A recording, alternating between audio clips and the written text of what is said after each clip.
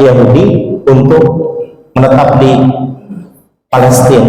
Kemudian atas prakarsa Amerika dengan berdalih berlindung di bawah PBB mengatakan ya udahlah, untuk menyelesaikan konflik Palestina kita bagi dua saja. Itu mana dalilnya, itu ya negara dibagi dua gitu ya. Sekarang bagi dua, kemudian seperempatnya, kemudian 3/4-nya, kemudian bukan 3/4, sedikit lah ya, 12%. Sekarang 2023 malah hampir sedikit lagi. Jadi 2 tahun mereka diterima oleh Palestina, kemudian mereka mendirikan negara Israel. Sama dengan Singapura ya, asalnya itu adalah Malaysia, cuma karena kelicikan Lee Kuan Yew, kemudian dia mendirikan negara sendiri, padahal itu adalah orang-orang tanah Melayu yang kemudian berubah menjadi tanah ya Chinese lah ya gitu ya. Jadi siapa yang paling besar dosanya? Ya jelas Inggris dan Amerika, karena Inggris itu ibunya Israel, kemudian Amerika adalah bapaknya Israel, dan bidannya mengatasnamakan PBB. Jadi di atas dunia jadilah hukum tersendiri, kemudian negara sendiri, dan lain sebagainya, dukungan Inggris, Amerika, dan sekutunya. Kemudian apapun yang dilakukan oleh Israel betul saja, dan diputarbalikkan bahwa namanya Israel Palestina itu sebagai teroris. Subhanallah ya. Cuma masalahnya, kenapa negara-negara pemimpin Islam tidak berani untuk bertindak yang seadil-adilnya? Ketika Amerika ditawari oleh Turki untuk menangani masalah ini dan mengembargo masalah minyak di Amerika, ternyata mereka angkat tangannya karena memang punya kepentingan. Nah, gitu ya. Jadi kalau seseorang punya kepentingan, itu terbelenggu selamanya. Negara punya kepentingan, terbelenggu selamanya.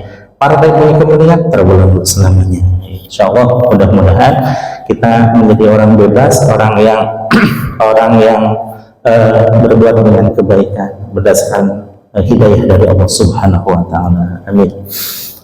Kembali lagi kepada hadis ini, bahwa nuron di sini adalah hidayah, petunjuk dari Allah Subhanahu wa Ta'ala.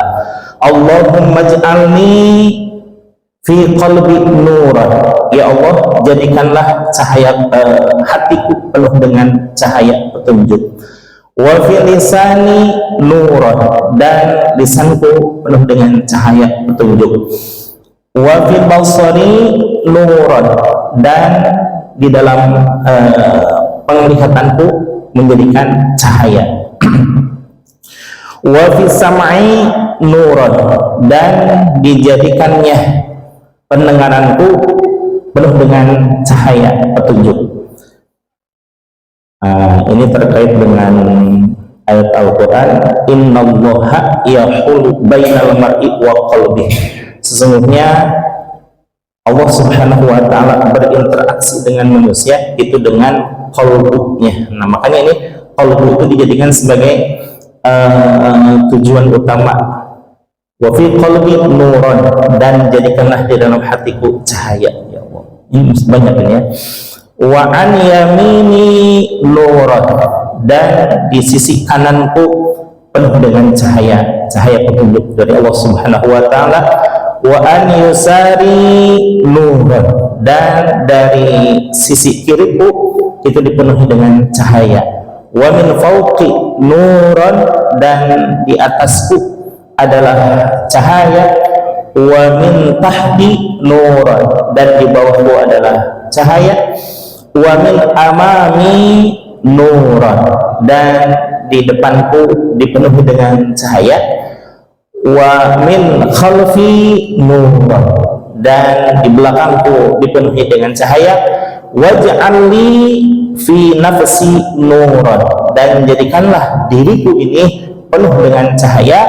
Wa'zim li nuran, dan agungkanlah, maksudnya muliakanlah aku dengan cahaya petunjuk. Subhanallah ya. Ini kalau dibacakan ketika selesai membaca Al-Quran, lebih-lebih khatam 30 juz membaca Al-Quran, ataukah membaca hadis, ataukah khatam membaca kitab kumpulan hadis-hadis, atau bahkan boleh juga dibaca ketika menyelesaikan bacaan buku atau kitab. Seperti halnya ketika dulu kiai saya, bukan kiai, ibu nyai ya, karena dulu saya ngajinya di ibu nyai, ketika ngaji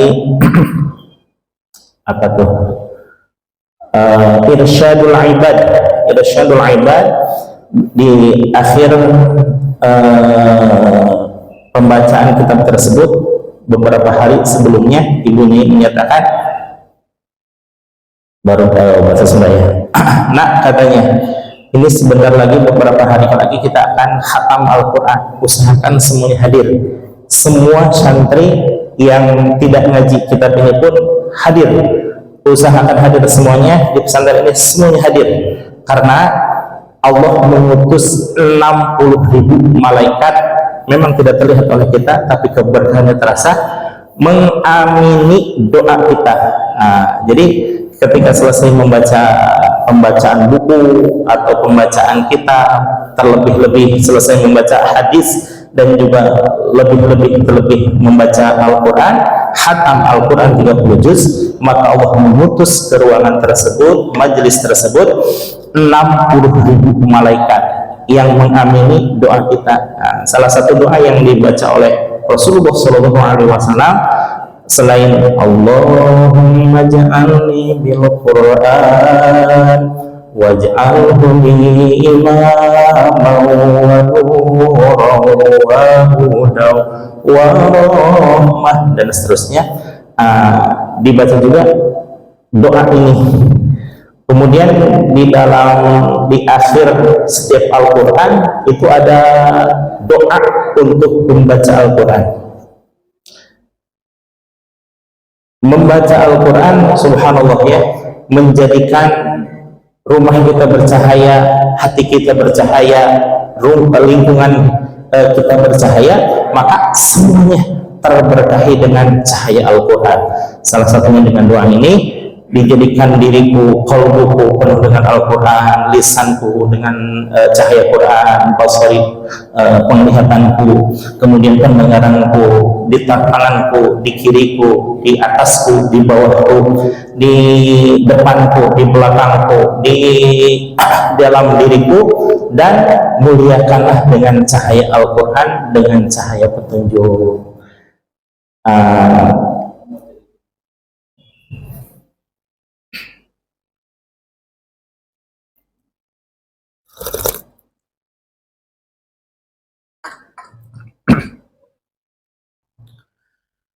Kemarin alhamdulillah, sebelum pekan yang lalu ya, Sadagan ya, pekan yang lalu kami subhanallah betapa bahagia dan gembira sekali, itu 2 hari berturut-turut ya ketemu sama kiai waktu saya pesantren di Aliyah dan Sanawiyah. Yang pertama pas malam Sabtu ya, malam Sabtu kami kedatangan kiai dari Baitul Arqam Ciparai, putra kiai, karena ketika saya aliyah beliau masih pas 6 SD katanya. Masih ingat saja beliau ya katanya. Nah, lama kami ngobrol ya sampai malam. Kemudian untuk generasi ketiga, sekarang generasi ketiga pondok pesantren Baitul Arqam, Kiai Haji Ibnu Athaillah As-Sakandari SHI Al-Hafiz, karena beliau Hafiz Quran ya.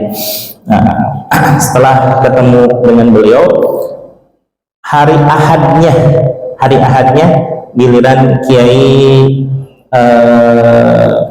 Al-Falah, Kiai